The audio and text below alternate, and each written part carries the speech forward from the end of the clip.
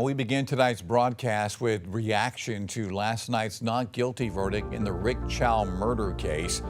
He is the former gas station owner who shot and killed 14-year-old Cyrus Carmack-Belton 3 years ago. Last night, the jury determined that Chow's actions was not murder. And tonight, a small number of protesters are standing outside Chow's old gas station, upset with the jury's decision. Meanwhile, law enforcement officers also standing guard at the store tonight. They were sent to that gas station actually last night, right after that not guilty verdict was announced. And tonight, we are getting reaction to that verdict. News 19's Kiki Gushu speaking with folks across the Midlands today. She is live in front of the Richland County Courthouse where the trial wrapped up last night. Kiki? JR, we heard a wide variety of opinions and perspectives out here in Columbia today, but one thing was clear. People are still processing this verdict. As protesters gathered outside the Shell gas station on Park Lane Road that Rick Chow once owned, debate continued in the community. The verdict ended one of the most publicized trials in recent Columbia history. For Columbia residents like Preach Jacobs, the case is about more than just the verdict itself. To answer the question of how I'm feeling everything. Every possible thing you can think of. All my friends with children, I know that their heart ached after that verdict. And it's not just the black parents. Everyone feels that because at the end of the day, this shouldn't be taken lightly. Jacobs told us the case has sparked deeper conversations about trust in the justice system and how communities process tragedy. At the end of the day, no one feels good about this. No one feels good about this. You know, there was a young black child that was chased and shot and killed. Esteban Carino told us he followed the case and was confused by the jury's decision.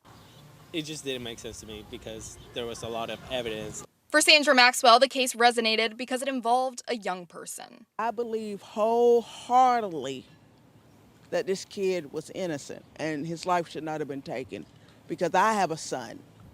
You know, it's nothing for kids to do here, you know, and then when you have good kids, when you have a kid where I say, well, I'm going to take this and then decide, no, I'm not going to do that because it's not right. Well, praise that kid. Not everyone felt the same way. Some posting on WLTX's Facebook page, quote, "I'm good with the jury's decision," said Eric Keene. Mark Cassius wrote, "Glad the jury got it right." "Good deal, justice served," Eddie Johnson commented. Regardless of their perspective, many said they expect the discussion to continue. When there are these conversations, it makes it difficult to not be angry, but then you are penalized for being angry.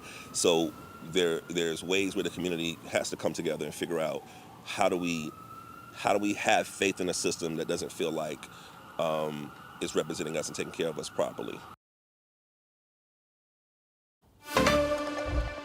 And the Carmack-Belton family attorney telling us last night that he will continue pursuing a civil lawsuit against Rick Chow.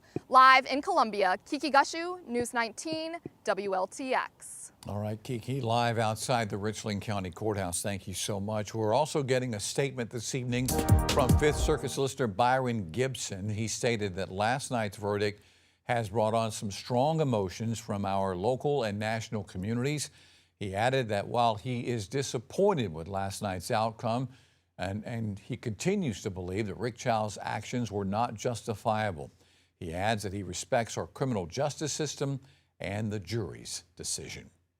For complete coverage of the trial, download the free News 19 app by scanning the QR code on your screen there. You can watch courtroom recaps, read the latest developments, catch up on every major moment in the case.